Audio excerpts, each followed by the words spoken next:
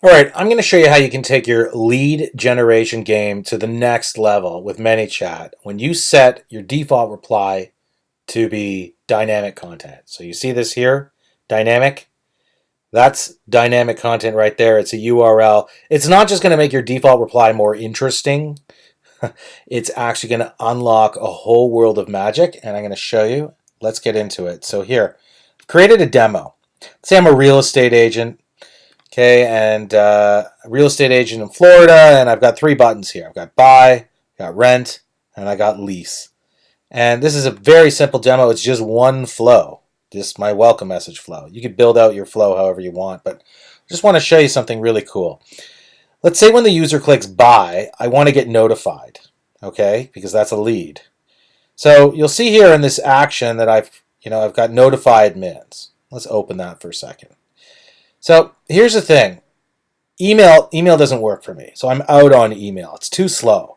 I don't need to be notified by email. I want to be notified in Messenger, but I don't want to use Facebook Messenger because Facebook Messenger is an administrative nightmare for business. If you're broadcasting and then your users send you messages and they're urgent, maybe it's customer service or they have questions, they're just going to get buried in your broadcast messages. You're never going to find it.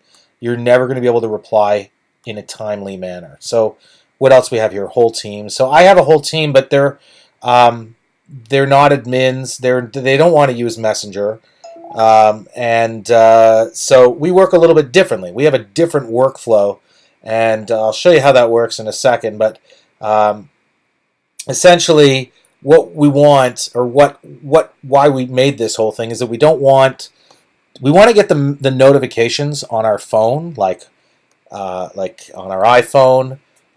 We want to get notified, but when we act on those notifications, we don't want to be taken into Messenger. We want to be taken into a different mobile app where we can then engage with the user. And so that's what I'm going to show you. So first thing we need to do is I'm going to take this out, and I'm going to set a custom field. I'm going to set this custom field as a user field called event. We'll set the value of this to buy. You can see here, I've got three of these actions: event to buy, event rent, and event lease. This is going to trigger our alerts. What's going to happen is the user is going to click on that, it's going to hit that action, and then it's going to send data to that default reply. And the default reply is then going to forward that or relay that information on, and all this magic's going to happen. So what is going to happen? We're going to get alerts, and we're going to get them in Slack. So here I am in Slack. And if you're not familiar with Slack, Slack is built for teams. It's built for teams that want to message, businesses. Okay? And it's pretty powerful. And don't just take it from me. 8 million people use Slack every single day. 8 million. So here, I'm looking at a feed of alerts that I've been getting from my Manychat bots. And not just that one bot, it's a universal inbox for all of my bots. So here, this is a different bot. And you can see this is a different alert, right? So here you've got this scream emoji. This is called a negative sentiment alert.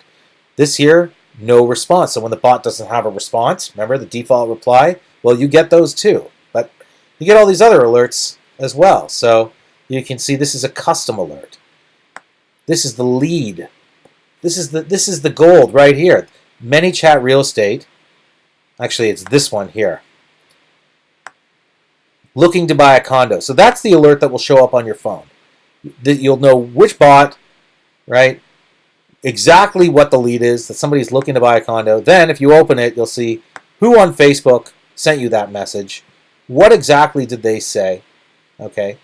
If I click this link here, boom. I get all my user attributes. See, custom fields, all this stuff. This comes directly from Manychat, all from that default reply, because you can basically pass full subscriber data from Manychat to a URL, and then, well, here it is. So that's me. Here's some information about me. Here's all my alerts. Like, everything's right here. I'm on a desktop app, but I could be on my iPhone. I'd have all of this accessible. It could be on my Android. It could be on the web. I could be anywhere. All right. So that's really helpful. Now, what do I want to do next? Okay, I want to show you how we're going to trigger these alerts. So here's my Messenger demo. Click Get Started. Okay, here's our message. I've got 3 buttons. Bye. Let's click that. There, you see? It showed up right here. There it is. Looking to buy a condo. And if I was on my iPhone, I'd get that notification and I would click that notification right away. And what can I do with that? I just click this link and you can see here my Messenger conversation. Okay, I'm just going to join this channel. My Messenger conversation is transcribed inside of Slack. So here, this is a channel. This is what Slack is really great for. This different types of channels. So this is what we call a user transcript channel. So you can see it puts my Facebook name here. And here's the user said get started. And then the bot sent the message. And you can see it's right here. Okay, and so what would I do? Well, I can start chatting. Where are you looking to buy? Of course, you might have a more built-out flow. I'm just doing this for demo purposes. You can see the message reached Facebook in real time. And if the user says Miami, now we have this live chat session. And if we want to resume, it's pretty easy. There's a button. I could just click that. Or I could just use these quick commands like /resume, right? And, if you want to keep the live chat session open for an extended period of time, you can do that. Otherwise, the bot will automatically resume after 10 minutes of inactivity. So now when I send a message, whoops, I don't think I have a response for that. So I actually do get a default. And you can see here, my default isn't, sorry I didn't get that, but it's thanks. Hang tight while I bring an agent to help you. Because the whole point of this bot is just to get a user connected to a real estate agent. Okay, so now you understand how that works. Let me tell you more about channels. Channels are really cool because you can see here I've created some channels. Like this channel for leases and renters. And I'm going to add another channel. So you click Create Channel. Call this Leads Buyers. Okay, so there. Now I have 3 channels. So what would I want to do with a channel? Well, you definitely can't do this in Messenger. I'm going to invite people into my channel. It's like a group. So maybe I invite this guy, he's on my team. You just mention him, then you can click this button. I'm not going to bug him right now. And you invite bots. So Janis, which is a bot that makes all of this happen, so connects your Facebook page, connects your Manychat bot, connects Dialogflow, all together into Slack. You just mention them here. Okay, so now, I could invite, if I have a team of people, real estate agents that I work with, I can invite them all into this channel. And the real estate agents that deal with people buying properties, they would be in this channel. And only people that are dealing with leases would be in this channel. Only people dealing with renters would be in this channel. So you can segment your agents, for example, your real estate agents, into different channels. And this is just the way I set it up. You can configure it to your own workflow. Let's say you're a nationwide real estate agency and you have like offices all over the country. You might create a channel for Miami and one for Houston and one for Dallas, and you'll have each channel is a local real estate office. And why would I want to do that? Well, the reason is because we just set up this whole notification system for our Manychat bot when all these events happen, and in this channel I only want to be notified. And agents that I work with only want to be notified when somebody's interested in buying.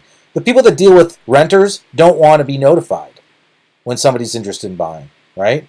Just like if your channels were different cities, the people in the leads for Cincinnati, Ohio, don't want to get the leads for, Miami, people that are interested in buying properties in Miami. So all of your leads come from your one Manychat bot, but you can segment who gets them and what they get. And, I'll just show you that right now. Oops, did I add Janis? Yeah, I added Janis. Sorry. So what I need to do is just say mention @Janis and say alerts. Janis is going to ask me which bot. And I've connected multiple bots to Janis, so you can manage alerts for all of your bots.